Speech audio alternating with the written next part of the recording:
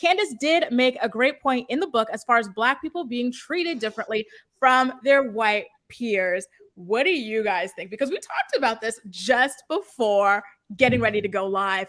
We all agree with you, Twan the Don. Look at Layla sipping her drink over there. Take that sip, Layla. Yes, so I guess we can kind of like skip to it a little bit. So in the book, Candiace talks about like the fight and everything and how people kind of made it a race situation. And Kampai, why don't you share your thoughts on Candiace's statements there? Well, here's the thing. I agree with her because if you look at the examples over the years, especially if you've been a Housewives fan and you've been watching the show, when she talks about how the RHOP or RHOA, when it comes to violent acts or physical acts on the show, it is treated very differently. At the reunion of RHOP last season, we got a disclaimer at the top of the reunion. However, in New Jersey, we've seen multiple physical fights, like ones that I'm still like, oh. I literally rewatched the fight between Joe Gorga and Joe Giudice.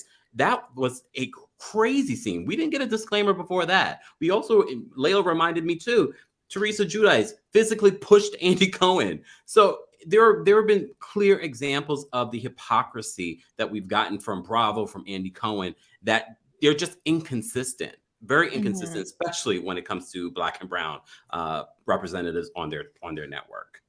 Absolutely. Yeah, I agree. Layla, yeah. How did you feel about his comments, Layla, when he said, this is not Love and Hip Hop, this is not Bad Girls? Oh, gosh. I was just sharing before we got started. It reminded me when they had the reunion last season, the RHOA reunion, and Andy said that to LaToya. LaToya, I guess, was kind of getting loud, kind of getting a little rowdy, Y'all know how she did. and he told her, oh, this is not Love and Hip Hop.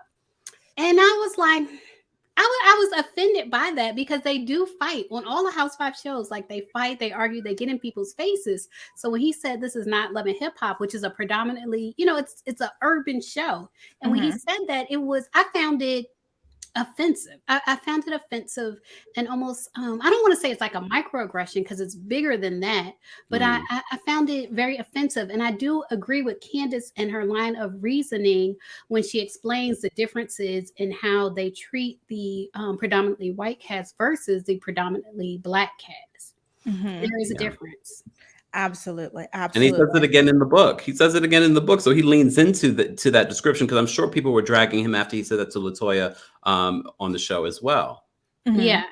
But here's the thing, and I talked about this with you guys before. It's the hypocrisy in regards to what Candiace is saying in that moment. Like, I agree with what she's saying in that moment, but at the same time, that was the same narrative that she, Wendy, and Giselle were trying to put out against Monique at the time. And I was just like, make it make sense. Yeah, the Housewives are so hypocritical. They're so hypocritical. Just like how Giselle sent a shady invite and then she was mad when she got a shady invite. Like, they're so hypocritical. But Candiace was talking about that, but then she engages in the same thing, almost like in a reverse way. Like how she was calling Monique a hood rat and saying she's from the gutter and all these different things they say about certain women on the cast being basically from the ghetto. It's like you're engaging in the same thing that you're speaking against.